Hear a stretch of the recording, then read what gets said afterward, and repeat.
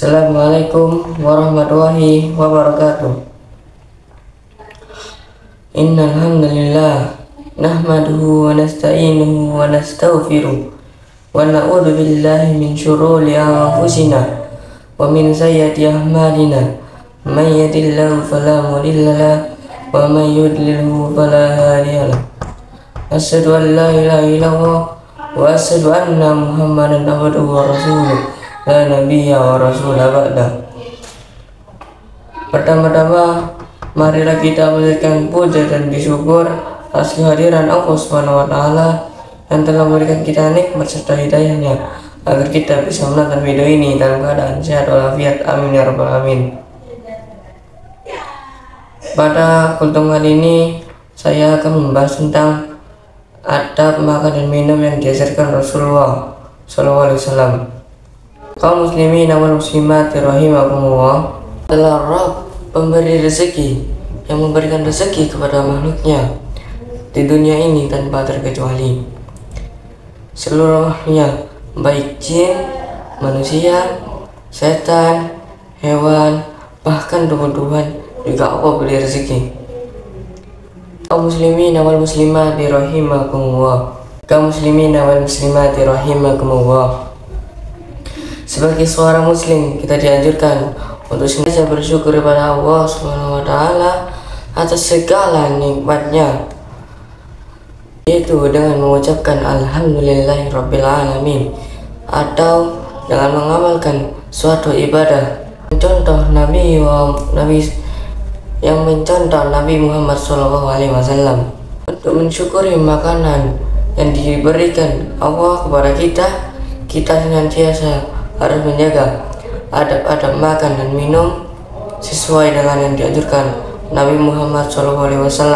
Kaum muslimin wal muslimat rahimakumullah, adab makan dan minum yang sesuai dengan sunnah Rasulullah SAW adalah sebagian berikut: mencuci tangan sebelum dan sesudah makan, sesuai dengan hadis sahih yang diriwayatkan oleh Imam Ahmad dan Abu Dawud yang berbunyi, man nama wa fi hadhil amrun rihal lahmi walam yasilhu wa asabahu ayun fala yarumana illa nafsahu, yang artinya barang siapa yang tidur sementara tangannya masih berbau makanan yang dia setelah habis makan, dia belum mencucinya, lalu ditimpa oleh sesuatu, maka janganlah dia mencela kecuali terhadap dirinya sendiri.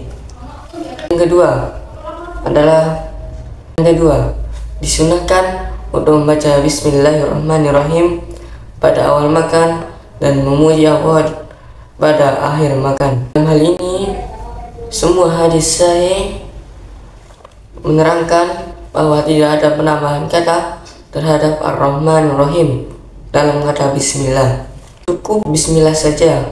Namun apabila mengucapkan Bismillahirrahmanirrahim itu tidak mengapa. Yang ketiga adalah apabila kita lupa membaca Bismillah dalam awal makan, maka disunahkan untuk membaca Bismillahi fil awalihi wa akhirihi, yang artinya dengan menyebut nama Allah di awal dan akhir makan. Keempat adalah makan dan minum dengan tangan kanan dan jaraknya dekat dengan kita. Ini berdasarkan hadis sahih yang berbunyi, "Kulam kullamu sami'a bayyinika wa kul mimma yalika tafakkun alaihi," yang artinya, wahai anak kecil, sebutlah nama Allah dan makanlah menggunakan tangan kanan dan makanlah apa-apa yang dekat dengan dirimu. Adapun maksud dari makanlah makanan yang ada dekat dengan dirimu, yaitu saat kita makan berjamaah, kita harus makan makanan yang dapat kita jangkau dengan diri kita. Yang kelima, kita harus berusaha untuk mencari makanan yang halal. Hal ini berdasarkan firman Allah Subhanahu wa taala dalam surat Al-Baqarah ayat 172 yang berbunyi, ya ayyuhalladzina amanu kullu min thayyibati ma razaqnakum waskuru lillahi in kuntum iyyahu ta'budun. Artinya, wahai orang-orang beriman, makanlah apa yang berikan. Makanlah dari rezeki yang kami berikan kepada kamu, dan bersyukurlah kepada Allah jika kamu hanya menyembah kepadanya. Quran Surat Al-Baqarah ayat 172. Sebagai seorang muslim, kita hendaknya tidak pantas untuk makan makanan yang haram. Karena Allah memerintahkan kita untuk makan makanan yang baik, yang halal dan baik. Allah memerintahkan kita untuk makan makanan yang halal dan baik, yang baik. Adab makan ke-6 adalah membagi perutnya di 3 bagian. Yang pertama untuk makanan, yang kedua untuk minuman, yang ketiga untuk kita bernafas.